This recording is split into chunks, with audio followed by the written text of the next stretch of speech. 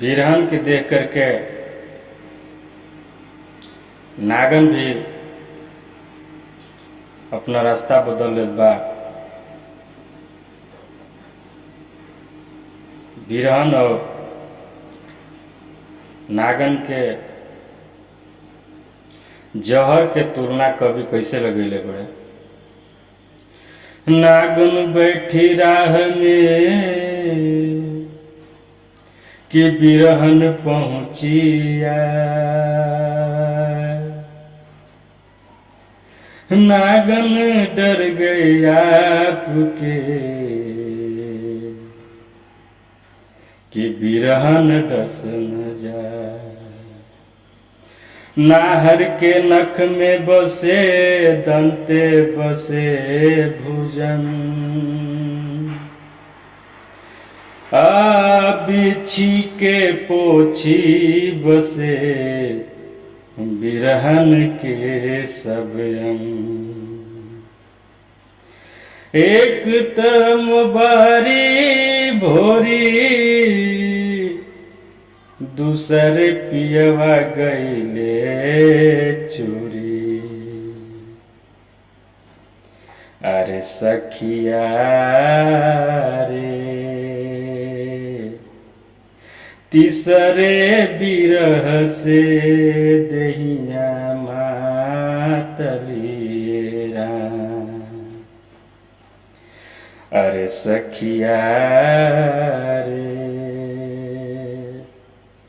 तीसरे बिरह से दहिया मातलिएरा। फूल लोढ़े गईली बारी सारी मोर अटकल डारी। फूल लोढ़े गईली बारी फूल लोढ़े गईली बारी फूल लोढ़े। फूल लोढ़े गईली बारी सारी मोर अटकल डारी। अरे सखिया रे पिया बिन सरिया केहू न छोड़ाइएरा।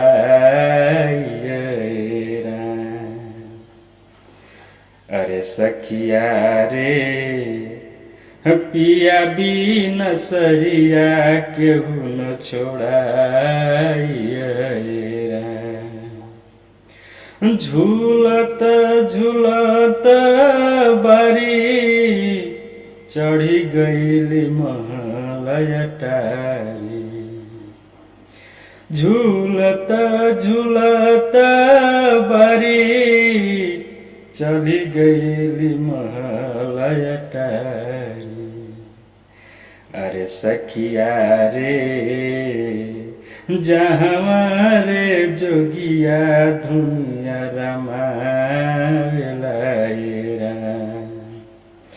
अरे सखिया रे जहाँ रे जोगिया धुनिया रमावेलाएरा।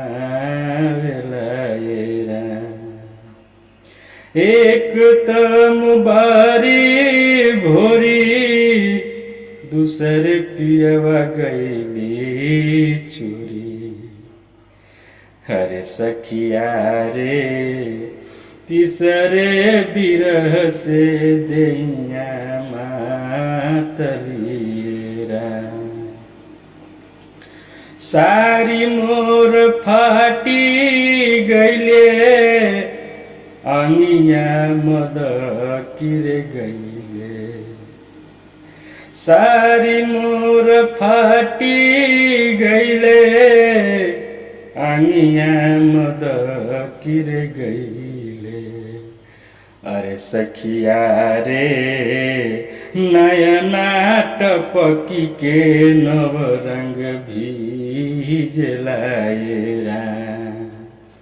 अरे सखिया रे नयना टपकी के नव रंग भीजलाएरा। जौन रे मंदिरवा में अति सुख पवनी रामा जवन रे मंदिरवा में अति सुख पवनी रामा अरे सखिया रे ओही रे मंदिरवा यगिया लागलिए राम अरे सखिया रे ओही रे मंदिरवा यगिया लागलिए राम एक मुबारी भोरी दूसरे पियवा गईले चोरी अरे सखिया रे तीसरे बिरह से दैया मातलिए राम अरे सखिया रे तीसरे बिरह से दैया मातलिए